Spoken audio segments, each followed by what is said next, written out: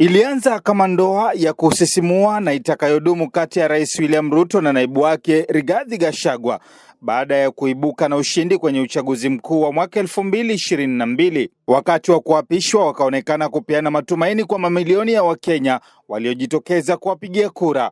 Full realization of the high calling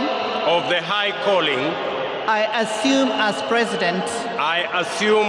president of Kenya. Your story has been an inspiration to hustlers and all of us all over Kenya.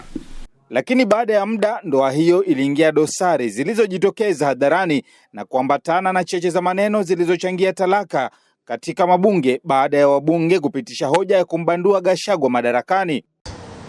Mimi niseme nimeona akilalamika pale ati tunataka ati atupigie magoti ndio watu wampigie kura, ati tunataka atuoshe vyombo ndio tumpigie kura. Hakuna.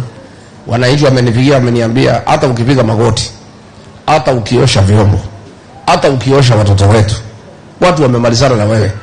Sasa ati kuna mtu mwingine ananiambia ati lazima niende nimpigie magoti. Ati mimi nimpigie magoti nioshe sufuria na sahani kwake. Ati ndio nyinyi awaambie mnipigie kura.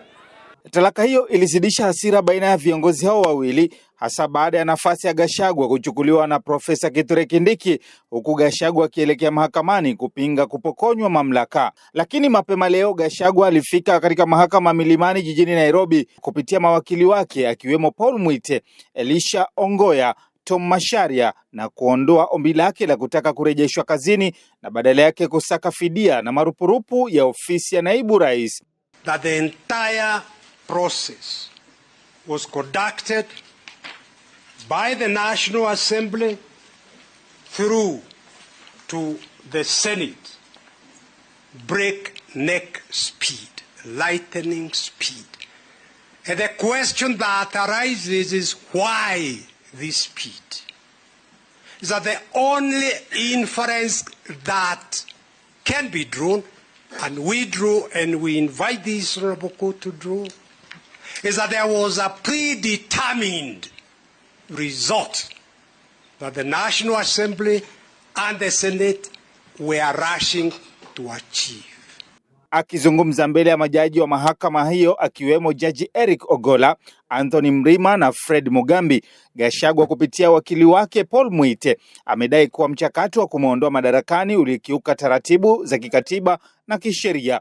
Gachagua pia amewasilisha hoja 18 mahakamani anazotaka zitatuliwe. The drafters of this constitution could as well characterize these wrongs as violation of the constitution, because that's also a wrong, or reason to believe that the DP has committed a crime or misconduct. Those are wrongs. But they were particular to add these descriptive words, gross, to the violation, gross to the misconduct, and serious to the reasons. The conclusion I draw from this is that they set a very high threshold for removal of a deputy president from office. We have therefore calculated those particular salary expectations and benefits that he was entitled to under the law, and we pray that the court can allow and award those particular prayers as sought. Hapo kesho itakuwa ni zamu ya upande wa bunge la kitaifa na Senate ukiwakilishwa na mawakili wao ili kutetea uamuzi uliochukuliwa wa kumtimua Gachagua. Kesi hizi zinafuatiliwa kwa karibu kutokana na athari zake za kisiasa na mjadala unaoendelea kuhusu mchakato wa kuondolewa madarakani. Gachagua alitimuliwa ofisini Oktoba mwaka 2024. Nikiripotia Coco FM, mimi ni Joseph Jira.